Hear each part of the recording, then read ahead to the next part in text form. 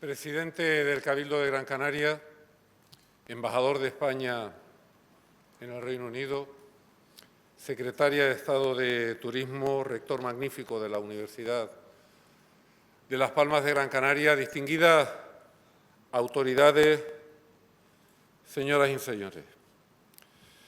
First of all, I would like to congratulate the organizers of these seminars on investing in Gran Canaria, mainly the government of Gran Canaria Financial Times, but as well to the promoters, Red Eléctrica de España, University of Las Palmas de Gran Canaria, Casa África, and Aztican. And I would like as well in these first remarks to thank you very much for your kind invitation to give you some ideas about what means investing in Gran Canaria, but I'll do it from the point of view of which is situation of the Spanish economy, and above all concerning the energy and tourism sectors. First of all, regarding to tourism, I would like to say that normally every year many Spanish companies and Canary Island companies from Gran Canaria come on this time of the year to London to visit the world travel market. We come here in order to convince the British companies, operators and tourists to come even more to Spain, to the Canary Islands and Gran Canaria. And normally we take this opportunity to talk about our strengths concerning tourism. So that's why I consider it's a really good opportunity today to profit, this time not only to talk about tourism, but as well to talk about the big opportunities that we have in Gran Canaria as a place of investing. So that the question would be, why go there only to make tourism if you have the opportunity to live there, to be there, and to invest there? So I think this is a real good context to talk about these strengths of the island of Gran Canaria. Concerning tourism, Spain, as you know, it's a really important economy from the tourism point of view. We have nearly an 11% of the GDP which comes directly from tourism sector, 12% of all the employment created in Spain comes from the tourism sector, and during the last 2 years we have been having a really good performance in tourism sector. In 2013 we got more than 60 million international visitors in Spain, and we had a tourist expenditure of more than 59 billion euros. The performance during this year, 2014, is being even better. And between the period January to September, we have been having increases of more than 7% in the number of visitors and more than 7% as well in the tourism expenditure. But in spite of that, in spite of being such an important sector, in spite of being such a great and good performance, still in Spain we have a big problem, which is a problem of unemployment. We have a rate of unemployment of more than 23%. It is true, this morning we have known the indicators of unemployment concerning the last month of October, in which we have increased the number of unemployed people, but the rhythm of increase of those unemployers has been the lowest of the last 6 years in the month of October. It means that we know and we are very aware about the fact that unemployment still goes to be one of the most serious problems in our economy, but at the same time we are convinced that the reforms we have been making during the last 3 years are settling the basis in order to have an economic recovery and therefore as well a tendency to create employment in the future. What do I mean by that? I mean that tourism has been an important sector, is the most important sector in the Spanish economy.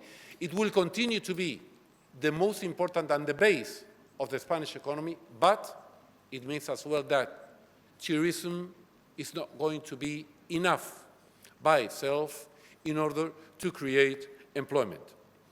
Concerning this sector in Gran Canaria, which, as President Bravo Laguna has said, is the most important one as well in the island economy, during the last year it has had as well, I could say, an outstanding performance. But unemployment in Gran Canaria and in the Canary Islands is still higher even than in the rest of Spain. But we have really clear strengths, those ones that have been mentioned by President Bravo de Laguna. We have a university which is a factory of human capital of all kinds in Gran Canaria. We have a special fiscal and economic regime with the kind of aids concerning investing in Gran Canaria, which is supposed more advantageous if compared with the situation in the rest of Spain. Health facilities, the biggest port in the Middle Atlantic, young people, and very close to Africa. Many things have been happening and are happening currently in Africa, and many things are to happen there. There are many economies in Africa, in Maghreb, Sub-Saharan Africa, in Central Africa, which have been already for some years growing to rates over 5 to 6%. Poverty has been decreasing, although still it's a big problem in Africa. Poverty has been decreasing during the last years. There's more democracy, although there are many things still to be done there. There are mining, oil, and gas activity, which are increasing in countries, in economies, very close to Gran Canaria. There are on there new opportunities for Spanish energy sector and as well for Gran Canaria economic development. In regard with the Spanish energy sector, we have been having two main problems. We have had a problem of prices, which means a problem of competitiveness, and we have been having as well a problem of deficit of the system, if compare revenues to expenses of the system. This is straightly related to the economic and financial sustainability of the sector. So, in order to give a solution to these problems, we have been in the government for the last 3 years taking measures in order to take down the prices, in order to win competitiveness for our industry, and we have been taking measures at the same time to reduce costs so that our deficit in the power, electricity sector above all, can be decreased. And we are having already some results. Tell you something, during the period 2002 to 2012, average electricity prices in Spain went up to an accumulated rate of 70%. That was in 10 years, at about 7% per year. In the last year, 2013, and as a consequence of the measures we have been taking, prices, in average, went down at 3.7% for the first time in the last 10 years. And concerning the deficit, facing a structural deficit for 2013 of 10.5 billion euros, it came down to 3.2 billion. And this year, 2014, maybe it's going to be the first year in the last 10 that we are going to have a surplus or balanced in the electric sector. So that means that the measures we have been taking are on the right path, are on the right way. But we have some other problems in the energy sector. And the most important one, maybe, is that an economy like Spain is importing every year more than 99.5% of the hydrocarbons we are consuming, oil and gas. That means an average of about 100 million euros every day of expenditure in order to buy, to import oil and gas. And that is one of the reasons why our external situation is not better than it is. So, we have a problem there. We have a problem of high dependency, and we have a problem of vulnerability. So that is the reason why during the last years, one of the main objectives of our energy policy has been to reduce our dependence on imports of hydrocarbons. And at the same time, we have been promoting kind of technologies in order to be able to know if we have or if we do not have hydrocarbons, natural resources all over Spain, and as well, of course, in the Canary Islands, because the Canary Islands are Spain. From that point of view, last year in 2013, the month of October, we made a change in the basic law of hydrocarbons in Spain in order to make possible to make drills through the fracking technology. As you all know, the fracking technology has been one of the bases of the shale gas revolution in the United States, which has brought down the price of the gas in the United States to a level of $3.5, 4 times less than we have the price here in Europe.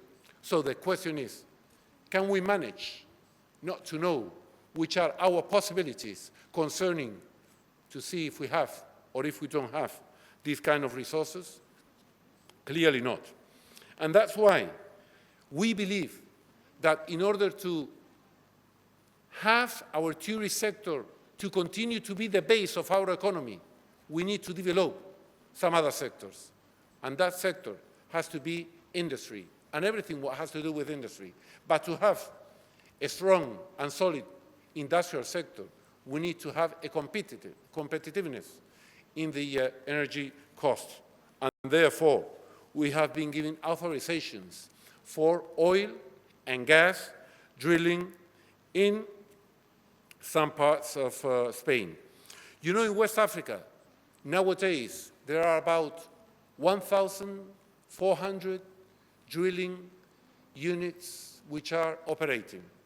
In about 10 years' time, around 20% of all the oil reserves of the world are going to be in West Africa.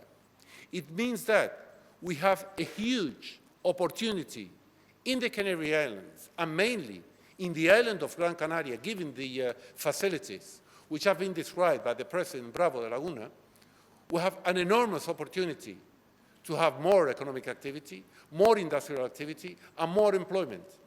And that's perfectly well compatible with the tourist activity that we are developing. Not only compatible, it's going to be something, it's going to be an activity which is going to aid at the same time to that activity. I'll tell you why. When a drilling unit, which is operating in West Africa, comes, for example, to the port of Las Palmas, normally it stays for about 2 or 3 months. Maybe Herman will tell you something about this later on. And they would spend about 20 to 25 million euros in the activities they are making there. Shipyards, logistics, services, hotels, restaurants, commerce, transport, and so on. That's an important part of our economy there. And therefore, it's not only something which is not against our very first economic sector, which is tourism. It is something that can aid to have a bigger and a stronger base for our economy, because it's just unsustainable to have more than a 30% of unemployment rate. What do I mean? I mean that in Gran Canaria we have huge opportunities. We are very close to the most interesting place we have nowadays all over the world, where most of the opportunities and most of the things are going to happen during the next years. Because it's true, there are many parts in Africa nowadays that still do not get internet. They are not on internet. But in 4 to 5 years, internet is reaching the 100% of the whole population in the world. And that means that the opportunities over there are going to be just the same that you have here in London, you can get in New York, or wherever, all over the world. Therefore, big opportunities, a big place, big facilities, and above all, attractive to be there, to live, and to invest. I want to finish saying that we have been doing severe reforms at the economic policy in Spain. Just 3 years ago, everybody's talking about the Spanish economy, was saying why the government should not ask for a bailout of the economy. Those were the times in which we had a public deficit over 9%, 9.3%. Those were the times in which foreign investors were coming out from Spain. Those were the days in which we were on a very deep recession, and nowadays, nearly 3 years later, our economy is growing to an interannual rate of 2%. We are already out of the recession. We are already giving welcome to new foreign investments, and we have a very clear conclusion of all of this, which is we have to continue with our structural reforms, and we are to continue with our deep fiscal consolidation process. That is what we are doing now, and that is what we are going to continue to do in the future until the end of this political term. And that will be good not only for Spain as a whole, it will be the best that we can do for the macroeconomic stabilization of the economy of the Canary Islands and of the economy of Gran Canaria. Thank you very much indeed.